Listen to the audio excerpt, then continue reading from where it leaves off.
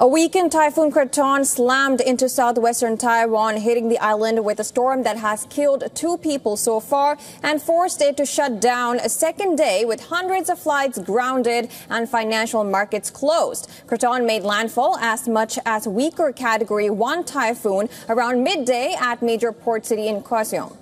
Now, according to the Central Weather Administration, Krathon was packing sustained wind speeds of 126 kilometers per hour and gusts of up to 162 kilometers per hour just before reaching the southern seaport city of Kaohsiung. While weather agency chief said that the typhoon was expected to weaken rapidly after landing, residents of the region have been urged to take shelter.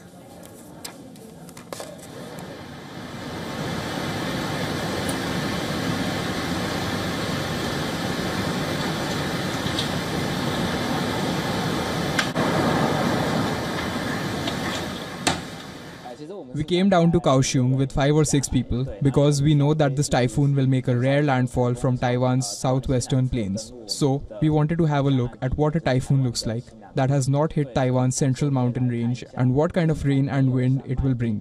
The way it looks now, we have a good chance to witness the eye of the typhoon where there is no wind and rain. So, this is a rare chance.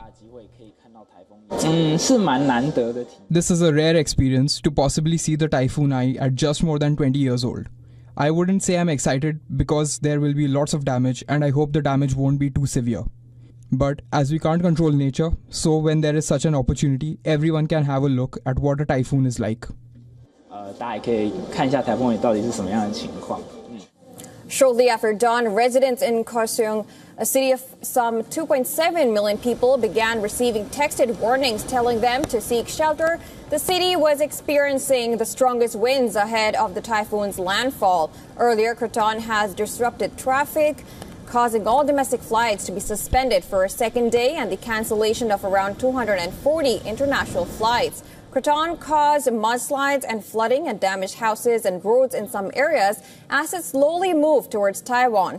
In Kaohsiung, strong gusts swept 3 motorcycles to the ground as they were driving, while swaying buildings, shattering windows in some houses and uprooting trees.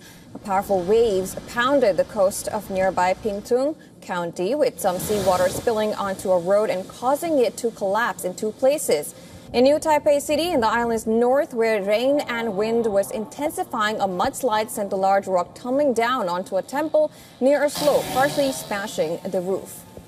Typhoons often hit Taiwan's east coast facing the Pacific, but Krathon is unusual in that directly hit the west coast. Local media labeled it as a weird storm. The Kaohsiung government has been particularly cautious in its preparations, given that the last time it was struck by such a storm in 1977, Typhoon Thelma killed 37 people and devastated the city.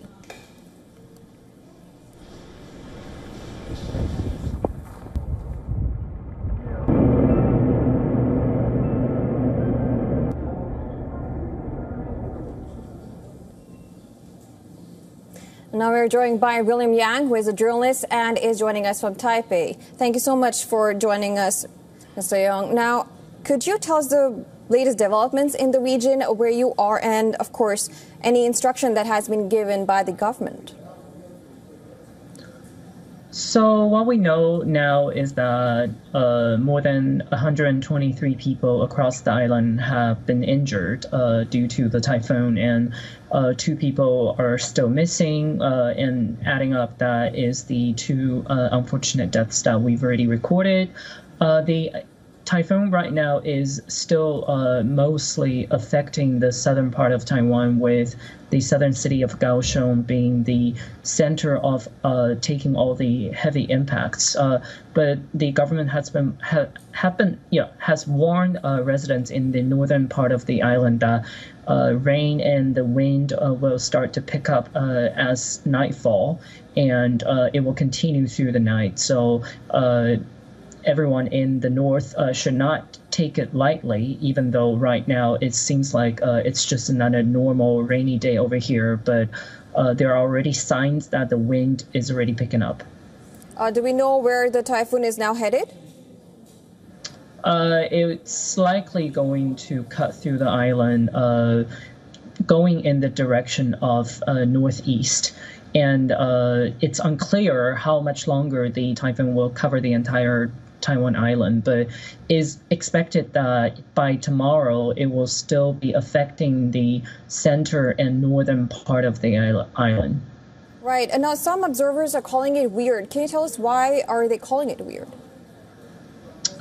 Well, as you already mentioned in the report, most of the typhoon usually comes from the eastern part of Taiwan and then cut through the island and exit the island from the west. But this time around, it made a swerve when it was approaching Taiwan. And instead of going up the east coast north, it decided to land in Taiwan on the west coast and then cutting through Taiwan diagonally. All right. Thank you, Mr. William Yang, for joining us and giving all the details. Thank you.